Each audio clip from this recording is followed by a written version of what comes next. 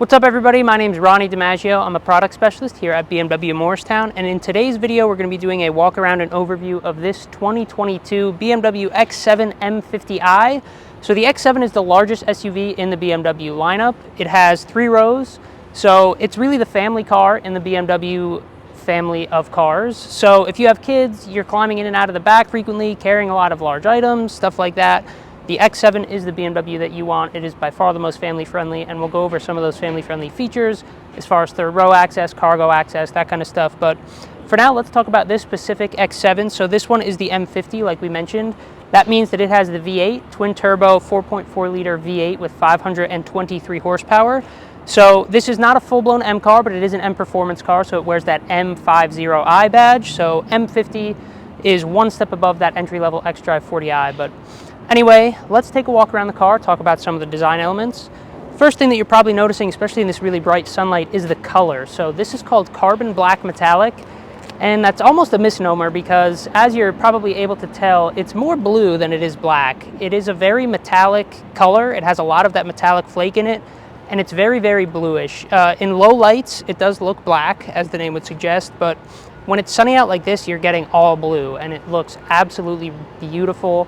Somewhere between tanzanite blue and black, if I had to describe it using BMW color names, but it is a really cool color. And while we're in this area, you'll notice that this car has the M50 years emblem. Looks great with the carbon black metallic. Because this is an M50, you have that emblem available.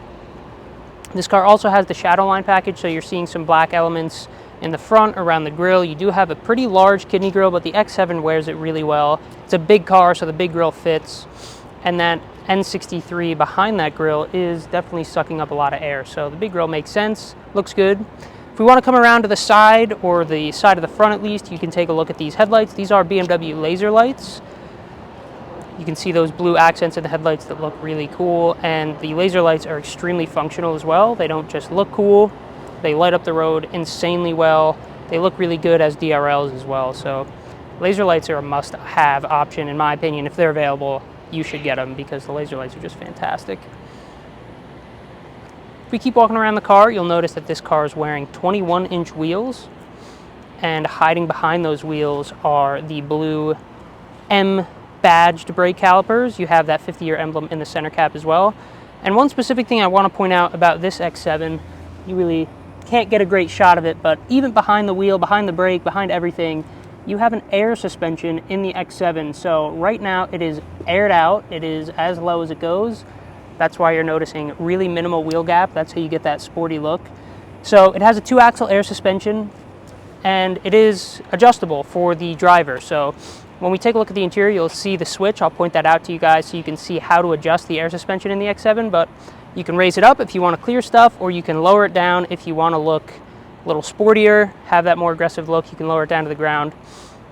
You have 80 millimeters of adjustment in the suspension. If you want to come around to the side of the car, you'll notice you'll get a nice side profile.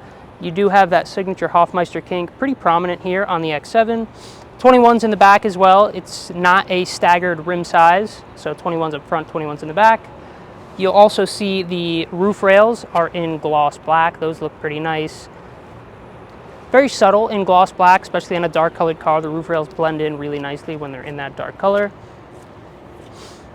Finally, coming around to the back of the X7, you'll notice that you have 2 pretty prominent exhaust tips. And then if you look close inside, you actually do see kind of a quad tip design. You'll also notice that the X7 and the M50 badge are not quite silver or chrome. They're almost like cerium gray, that accent color that BMW uses on the M performance cars. It's kind of a bronzish silver, looks really cool. Very subtle accent, but the badges look much more interesting when they're trimmed in that unique color. Have your M50 years emblem on the back as well. But especially in this configuration, the X7 looks not quite sinister, but just very sleek and classy with a sort of sinister vibe to it. All dark colors. All these trim pieces are dark black. The roof rails are black. The car is a very dark color carbon black. So looks really good. These wheels with a little bit of bicolor make it pop a little bit more, so it's not totally blacked out if that's not the look you're going for. But that's going to do it for the exterior walk around of the X7. We are going to look at the cargo area as well as the rear seats. So let's take a look at those things now. All right, so here we are around back of the X7. I want to talk a little bit about the cargo area. Obviously, if you're going to be using the X7 as a family vehicle like it's intended, you're going to be wanting to use the cargo area. You're going to be getting a lot of mileage out of that third row and the cargo space that is behind the third row as well. So let's take a look. There are a couple different ways to access the trunk. You can use the lever that's right below the emblem, obviously, or you can kick your foot under the rear bumper like that for your comfort access trunk opening. Here we are in the back of the X7, and the first thing that you'll notice is even with this third row in its fully up position, you do actually have some usable cargo space even behind the third row. So let's say you're carrying 6 people and you have some stuff to store, you can still do it. You can get away with storing some groceries back here or whatever it is that you need to store when you have 6 people in the vehicle. So obviously you have some storage with the third row up, but a much more spacious cargo area comes when you fold down that third row. So if you want to take a look at these buttons over here, you can press these two. This controls the third row. These control the second row. And then these two over here are kind of shortcuts. So you have max storage space right down here, and then max people carrying up here. So if you press this button, all the seats are going to fold down, second row as well, to give you the most amount of storage. If you press this one, all the seats are going to fold up to give you the most amount of people carrying capacity. Anyway, let's press these two to fold down that third row. And all you have to do is press those buttons once like I just did, and you'll notice that the third row folds down totally electronically, super hands-free, no messing around with cables or latches or anything like that. Second row moves up to allow the third row to fold down, and then now that the third row's down, you have all the cargo capacity that you could possibly need.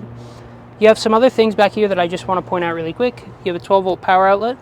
You have some storage underneath the cargo area as well. And then another cool button on the actual tailgate itself. If you look right down here, you'll notice that this button obviously closes the tailgate.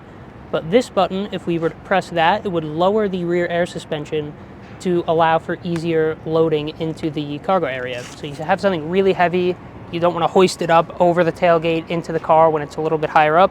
Press this button, it lowers down that rear end, and you can load things much more easily. Anyway, I'm going to fold up the third row. Again, quick click of a button, and the third row pops right up electronically. And we can go ahead and press this button to close up the tailgate. Now you guys can follow me around to the back seat of the X7. A couple more controls to get familiar with back here. If you want to slide into this area, you'll notice that we have some more controls for the third row. So that button on the left controls the third row seat on the passenger side, and the button closer to me controls the third row seat on the driver's side. For folding it up and down. And then if you wanted to actually access the third row, this particular vehicle is equipped with captain's chairs. So the way to do that is to either you can go in here and crawl through the captain's chairs, or it's much easier to just pull this latch, fold the seat forward like that, and then you'll notice that the seat whirs forward to give you as much room as possible to climb into the third row. And I'm about 5'8", so I'm a full-grown adult, and even I can get back into the third row pretty easily. And once I'm back here, you would be shocked how well equipped the third row in the X7 is. For one, I have heated seats in the third row, which is pretty surprising to see. You can see those up here, your heated seats. You also have climate controls for the third row. And if we fold up this little compartment right here, you have a USB-C. You also have a cargo tie down if you had the third row folded down and you were using this space for cargo. I have ambient lighting strips back here. I have a cup holder. I have my own air vent up here on the ceiling. I even have my own sunroof specifically for the third row. So this has got to be one of the most well-equipped third row seats I've ever seen in my life. It's really incredible that BMW went through the time and effort to put heated seats in the third row. An individual sunroof is pretty impressive. So people in the third row are not getting the short end of the stick anymore. It's really comfortable back here. It's spacious, plenty of room for 2 adults. So really nice place to be. Anyway, that's going to wrap it up for the third row and the second seat area. Let's hop up front and go over some of the features in the front seat. All right, so here we are on the interior of the 2022 X7 M50. So just like the 7 Series being that 7 model in the sedan family, the X7 is the 7 model in the SUV family, and it carries that same 7 ethos. So the 7 Series for the BMW has always been the flagship luxury vehicle. The 7 Series currently is extremely luxurious, always has been, always will be. So the X7 gets some of that DNA. It is, and I think a lot of people overlook this when they're thinking about the X7 or cross-shopping it maybe, it is a true luxury SUV. You have a lot of really nice luxury features. It drives extremely luxuriously, especially with the air suspension, which we'll talk about more in a little bit. It rides extremely supple, very comfortable, really light and elegant inputs. It's just a really nice car to drive. So speaking of luxury, we have massaging seats. Mine are fully activated right now, so I'm getting a nice comfortable massage as I talk to you guys about the X7. I also have my ventilated seat going. You have heated seats as well, obviously, but heated and ventilated massaging seats. You also have multi-contour seats, so if I touch my seat down here, you'll notice that the display for the seat controls pops up on the screen. So I can obviously move my seat backwards and forwards, but you can see up here I can actually move my seat the upper part of the backrest independent of the lower part of the backrest. So if you're somebody that maybe has some neck problems, you need a little bit of extra support, or upper back problems, the X7, especially with the multi-contour seats, is going to be the way to go for you. Seats are very comfortable. I obviously have an extendable thigh support, stuff like that. This particular car does have the luxury seating package, which gets you those massaging seats and all those nice seating features that we talked about. As far as the gauge cluster and the infotainment system, this is running xDrive 7, and the gauge cluster is the standard Live Cockpit Pro that you're going to be seeing on the X5, and pretty much all the other BMW SAV models, as well as the sedans. So not a ton to talk about here. It's stuff that you guys have seen before, especially if you guys are familiar with iDrive 7 equipped vehicles and the latest BMWs. It is still, even if I'm just going to glance over it, I just want to mention a fantastic gauge cluster, super crisp resolution.